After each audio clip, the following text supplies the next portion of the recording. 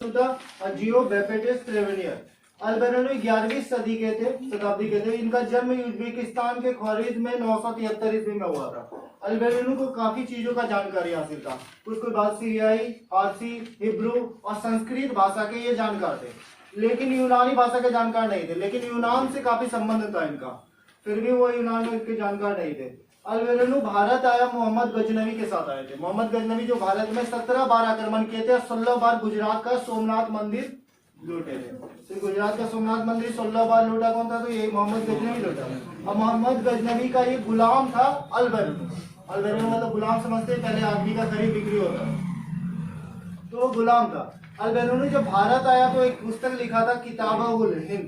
यह पुस्तक अरबी भाषा में लिखा गया था, याद रखिएगा। दूसरा यह कुछ चीजों का यह अनुवाद भी किया है, जैसे अल्बेनियो जो था पतंजलि का व्याकरण अनुवाद किए थे अरबी भाषा में। दूसरा यूक्लिड का अनुवाद से ब्राह्मण लोगों के लिए संस्कृत भाषा में अनुवाद किए थे। ये सब चीजों का याद रखिएगा। दूसरा एक बार याद रखिएगा, ये कुछ भारत में यात्रा किए तो कुछ बाधा का वर्णन किए। जैसे कुछ बाधा के भारत में यात्रा करते हैं, इसमें काफी चोर लोग मिलता है, काफी डकैत लोग होता है, एक ग्रुप बना के रहता है, यात्रा करना भारत में काफी असहज है। इस टाइप का बहुत वर्णन किए थे भारत में जब वो यात्रा किए थे। अब याद रखिए इब्न बतूता 14वीं सदी के थे। ये पुस्तक लिखे थे, जिस पुस्तक का नाम रेहला या किताब-उल रेहला कहा जाता है। रेहला याद रखिए। इनका जन्म कहाँ हुआ था? तो तेजियर में, मोरक्को में हुआ था। मोरक्को कहाँ है? तो अफ्रीका में है। ये थोड़ा लिख लीजिएगा। मोरक्को कहाँ है? तो अफ्रीका में। करके ये क्वेश्चन आया भी है, बाद में लिखेगा। इब्न बतूता 1333 ईस्वी में सिंध पहुंचा था। भारत वो कितना कब आया था? 1333 में। इब्न बतूता कहाँ का निवासी था? मोरक्को या अफ्रीका का निवासी था। दूसरा यदि इब्न बतूता जिस समय भारत आए थे उस समय भारत का शासक मोहम्मद बिन तुगलक था, तुगलक वंश चल रहा था। अब वो जो था वो इब्न बतूता के ज्ञान से काफी ज्यादा प्रभावित हो गया। अब ज्ञान से ज्यादा प्रभावित होने के कारण उसको दिल्ली का न्यायाधीश है काजी नियुक्त कर दिया गया। अब वो लगभग 18 महीना तक वो काजी और न्यायाधीश रहा।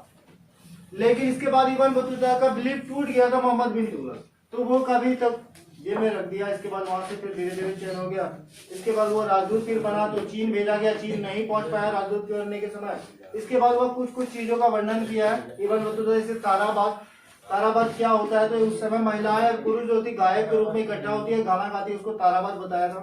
एक जगह है जहाँ पे महिलाएं और पुरुष गाना गाती है और वर्णन करती है, उसको ये ताराबाद कहा था। दूसरा वो बताया कि भारत में डाक व्यवस्था काफी बेहतर है। डाक व्यवस्था दो तरह का था, एक अश्व डाक व्यवस्था और एक पैदल डाक व्यवस्था। अश्व मतलब घुड़सवार जो 4 मील तक का सफर तय रखता था। अब ये जो था उसको अश्व डाक व्यवस्था को उल्लुक कहा जाता था, और पैदल डाक व्यवस्था को दावा कहा जाता था, जो 3 मील तक दूरी को तय करता था। याद रखिएगा। अभी इब्न बतूता बताया भारत में 2 प्रकार का फसल काफी ज्यादा है, रबी और खरीफ। और ये जो फसल है ना, क्यों ज्यादा बेहतर तरीका से कहें कि भारत का भूमि जो है काफी उपजाऊ है, ये इब्न बतूता के द्वारा वर्णन किया गया था। अब ये देखिएगा, एक फ्रांस के हैं जियो बेपेटिस ट्रेवेनियर, ये 17वीं सदी में आए थे। ये फ्रांसीसी हैं, ये पैसे से जौहरी थे। ये 6 बार भारत का यात्रा किए थे। अब 6 बार यात्रा किए तो भारत में 12 वर्ष तक बिताए थे।